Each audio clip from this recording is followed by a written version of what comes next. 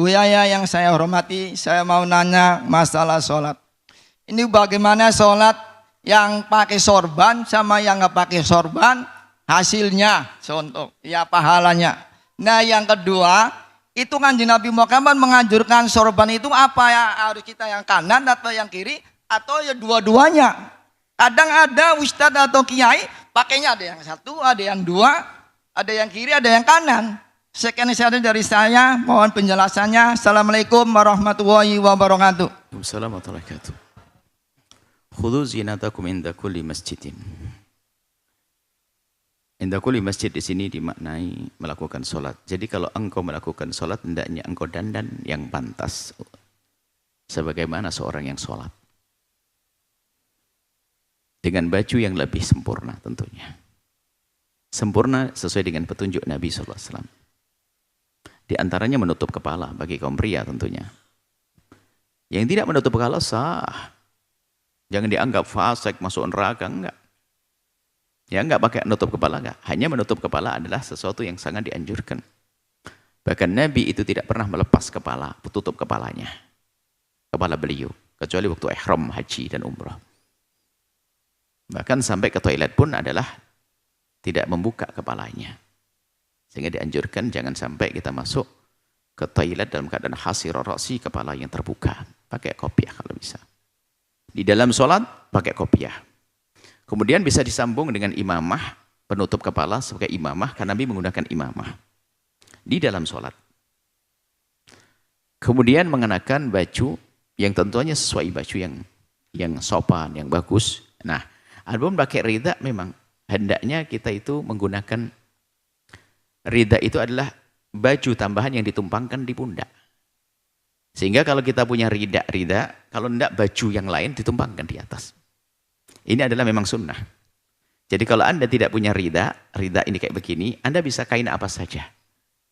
Jadi untuk ditumpangkan di pundaknya. Adapun peletakannya, memang Nabi senang tayamun, Nabi senang meletakkan, menjadikan sesuatu di bagian kanannya.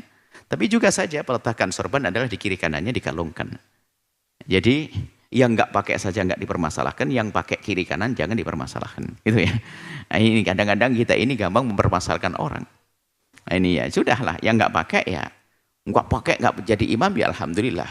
Nah, cuman ini anjuran adalah kalau melakukan sholat pakai rida, pakai sesuatu di pundaknya, kain tambahan, maksudnya rida, kain tambahan diletakkan di pundaknya, apakah itu baju atau apa rida sesungguhnya.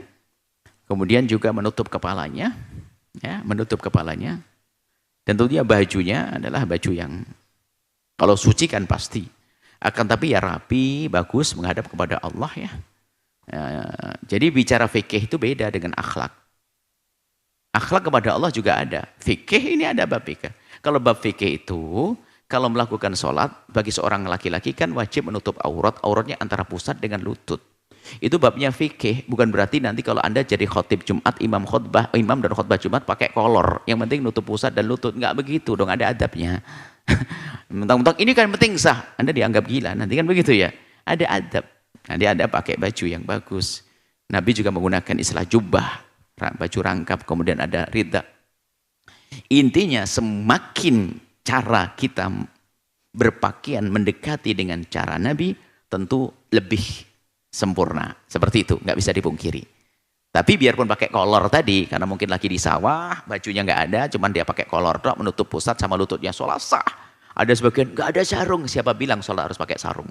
Ibu-ibu harus pakai mukena, siapa bilang sholat harus pakai mukena? Ini bajunya ibu bisa pakai sholat. Ini kan karena orang salah ngaji saja, sehingga meninggalkan sholat di sawah sana gara-gara nggak bawa sarung. Kolormu boleh pak ahli surga.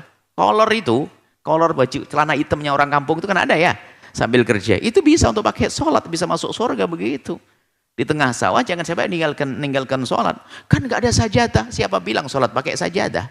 Kan lumpur, siapa bilang lumpur najis? Ini malaikat tersenyum nih melihatnya.